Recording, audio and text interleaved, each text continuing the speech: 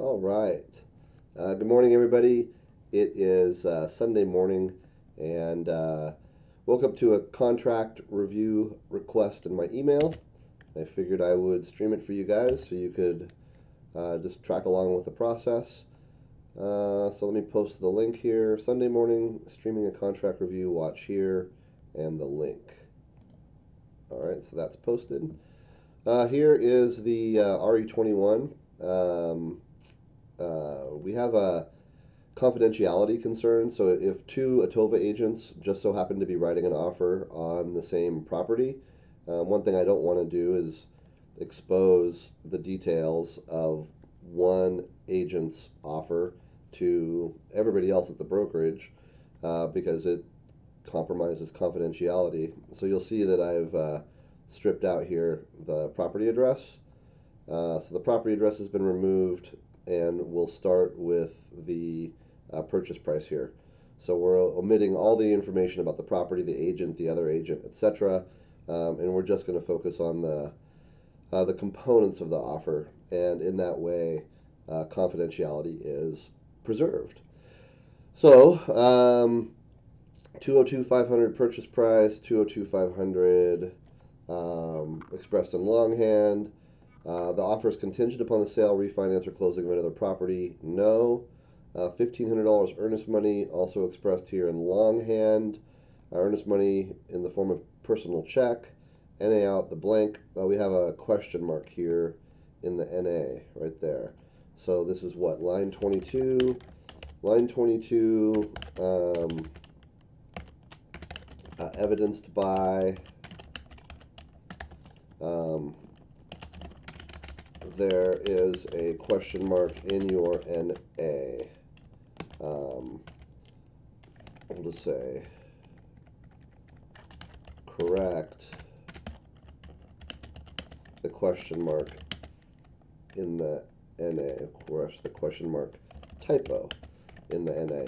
So this is not a huge deal. Having an NA with a typo there, it's not the end of the world. It's not going to compromise the contract in any way. But I do think that it's very important that every offer that we write is perfect. It needs to be perfect and clean and without any errors. So and the reason why is that if I'm a listing agent or a seller and I receive two offers on a property, and one offer is perfect and clean, and the other offer has some silly errors. Even though those errors are silly and it's not really a big deal, if I have one offer that's clean and perfect, and I have another offer that has some silly mistakes, I might tell my seller. I might say, hey, as your agent, Mr. and Mrs. Seller, I should advise you that this offer here is very well written. It's clean. It's without error. This offer here, there's some silly mistakes in here. And while that isn't necessarily a big deal on its own, it may indicate the way that this agent does business at large, right? So if there's errors in their purchase agreement, what types of silly errors might they make during the escrow process, and might any of those things come back to harm you, right? So for that reason, because that line of thinking, that thought process does in fact really exist, I think it's very important that your offers be error free. Okay, so we got that held by responsible broker, NA, delivered with the offer. We'll do the same thing here. We have a blank there that does not have an A in it. So line 22, delivered, put an A in the bottom blank also. So right here in this other. Again, not a huge deal, but this is just cleaner. Having it like that is cleaner. So deposit upon receipt and acceptance, good. This is what we want. If you ever check upon receipt, regardless of acceptance, we're going to deposit that check as soon as you turn it in. And if you're still negotiating, and later The result of your negotiations is that you can't come to terms, and the client says, "Okay, that's all right. Can we get our earnest money check back?" We will have already deposited it, so we'll have to tell the client at that point. Sure, we can give you we deposited your earnest money check as the agreement instructed, so we can't give you your check back.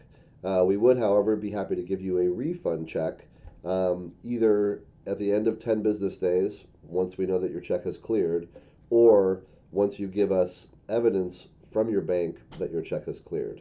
If you do either of those two things, or once either of those two things happen, we can give you your check back. That's less than ideal. You never want to have that conversation with the client. Sorry, we got to wait 10 days to make sure your check doesn't bounce before you can give you a refund. Or if you need it before then, you can give us proof that your check is cleared. A letter from your branch manager or a printout from your online statement. It's just like, we don't trust you. Is the message there, and that's going to drive a wedge in the relationship between you and your client. So never check upon receipt, regardless of acceptance, unless there's some extenuating circumstance that requires you to do that, or that motivates you to want to do that, or our client to want to do that.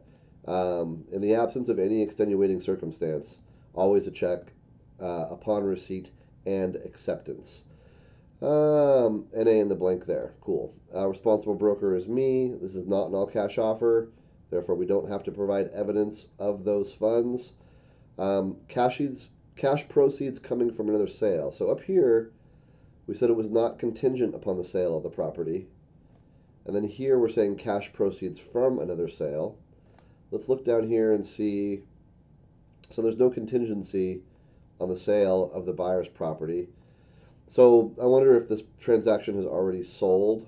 This can cause confusion with people. So if the other transaction is already closed, then that makes sense that it would not be contingent upon the sale of that property.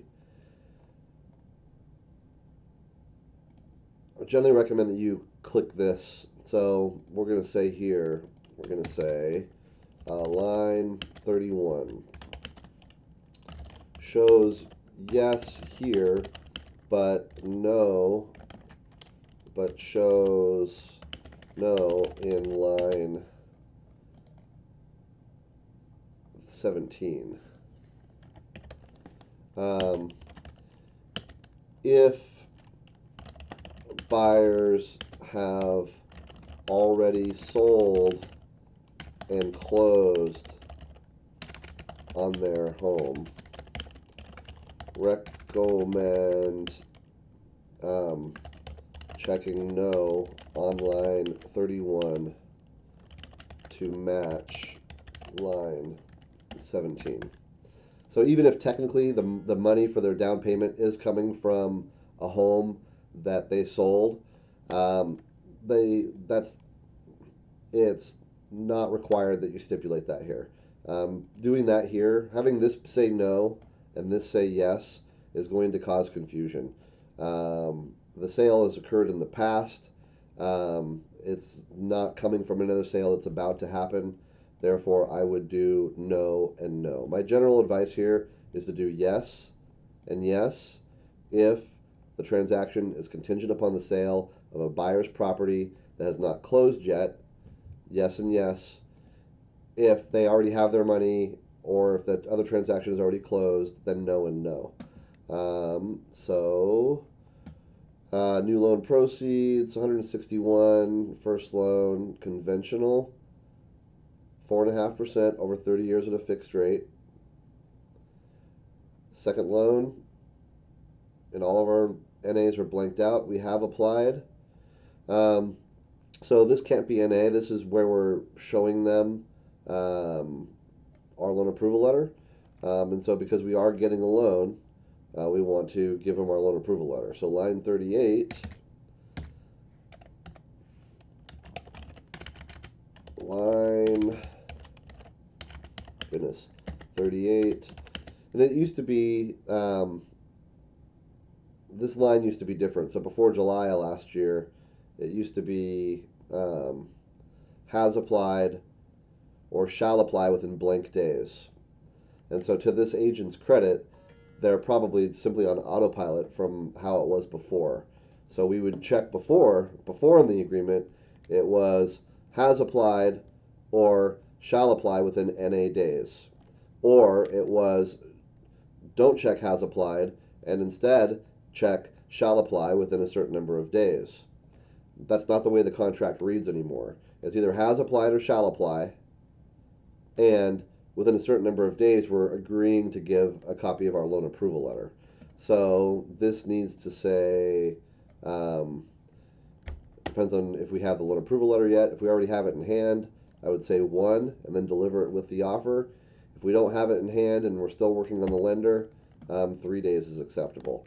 So line 38, this has changed in the new version of the form. The first blank on this line is now how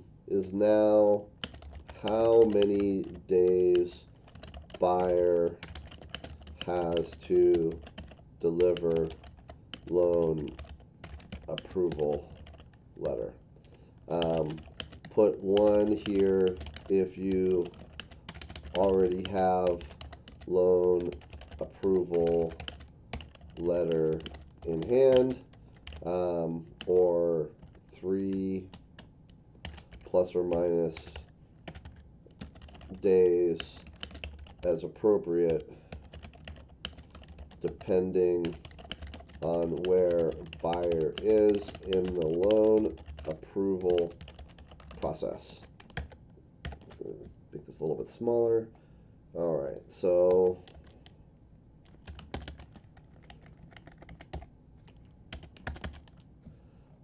okay, that's our stuff so far. That was line 38. So good.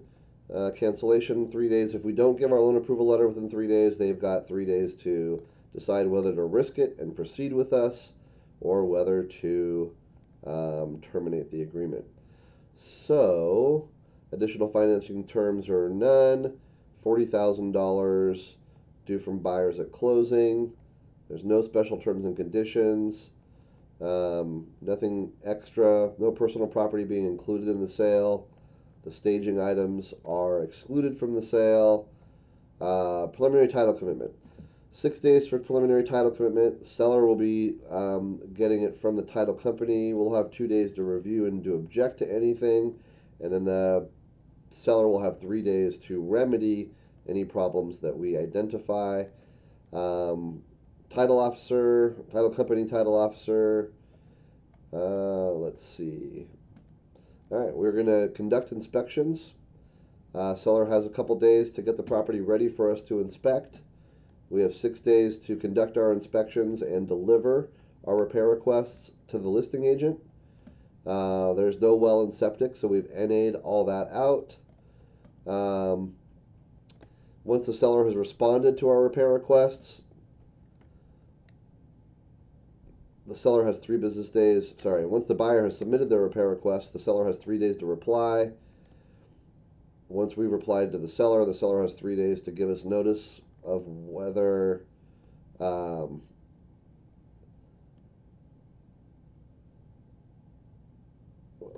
gosh, I'm all backwards on this. Let's start over. 6 business days to submit our repair requests. Then the seller has 3 business days to reply.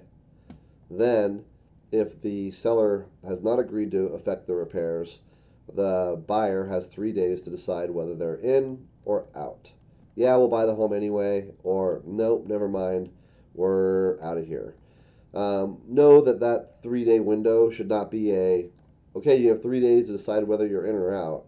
This last 3-day window should really be used to explore options and continue negotiations, right? So there's a lot of deals are saved or lost here, depending upon how hard agents and buyers and sellers are willing to work to find a happy middle ground. So use this last 3-day window to find solutions, not just say, okay, are you in or out? Is not to find NA waves. That's good. Have not seen. Okay, so seller's property condition disclosure form should almost never be NA. So it will be yes or no. And I'm assuming because it says NA that we haven't seen it yet. So we're going to say line 236, check yes or no instead of NA. And then CC&Rs, we have 5 days to review. So I like to tie CC&R review to the same time frame as inspection. So it just gives you one less deadline to track because they both match. So whatever you've put for your inspection time frame is what I recommend that you put for your CC&R review. Alrighty, so HOA documents, we've not reviewed those yet either. So $275 per year, buyer paying the setup fee of $250, and everything else is NA. That looks good. We're not asking for any lender required repairs. We're not asking for any seller paid buyer closing costs. Who pays for what? Seller pays for your appraisal, closing escrow fees shared equally. The loan fees are to the buyer. I usually will move lender required inspections over to NA. We can always negotiate that later. It doesn't really matter, honestly. If there are any, it's just I'm not sure who should be paying for them because there's an argument to be made that if there's a lender required inspection, it's because there's something up with the house. There's something, the roof was bad or something was funky, and so there's the appraiser called something out, and now the lender wants something to be inspected. So from one perspective, that's a problem with the house. It's a condition issue. That's an issue of the seller's making. Therefore, the seller should pay for it.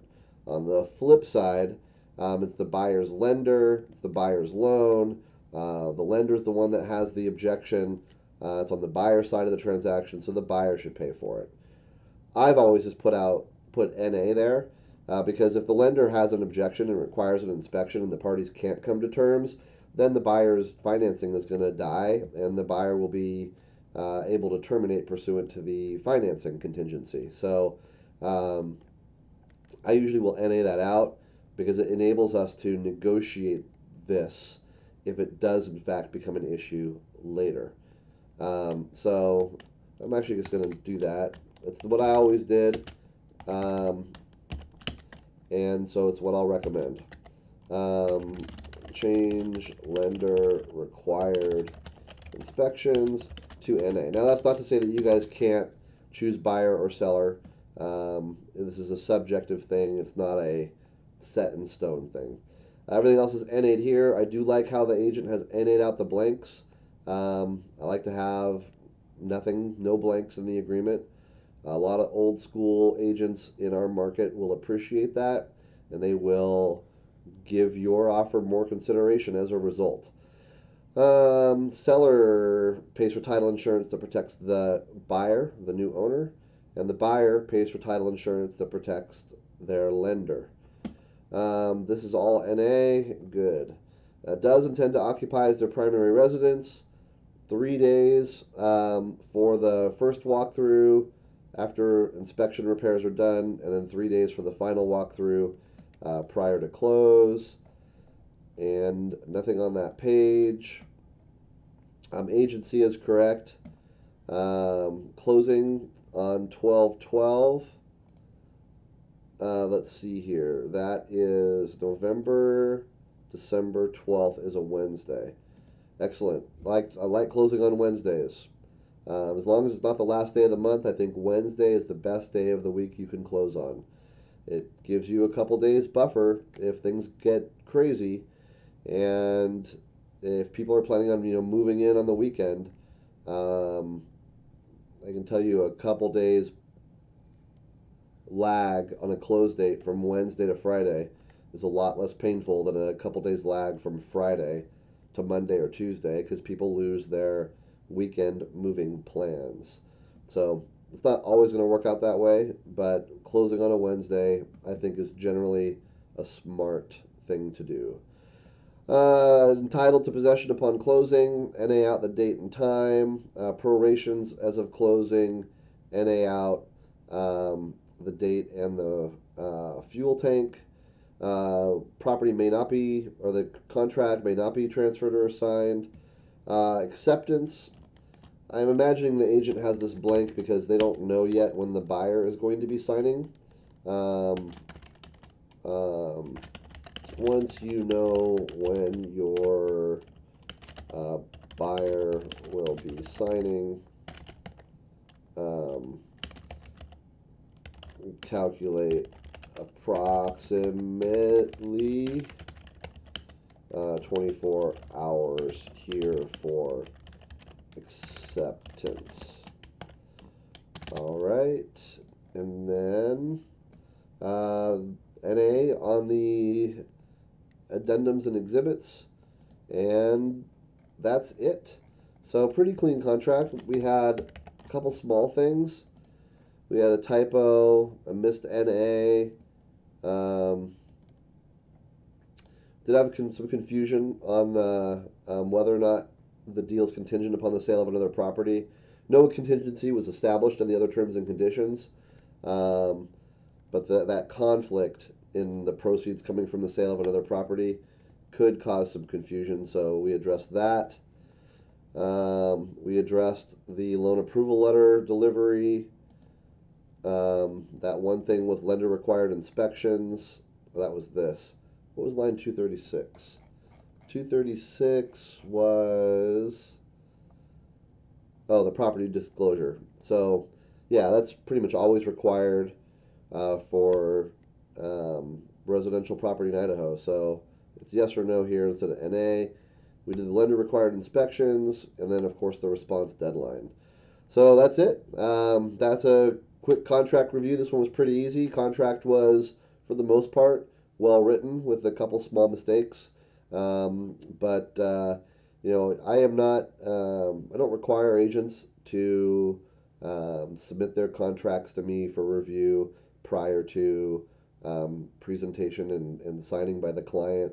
But if you guys ever want me to, it is a service that I'm happy to provide. An extra pair of eyes certainly never hurts. So until then, hope you enjoyed it this morning, and I will be streaming again soon. All right, thanks, guys. Bye bye.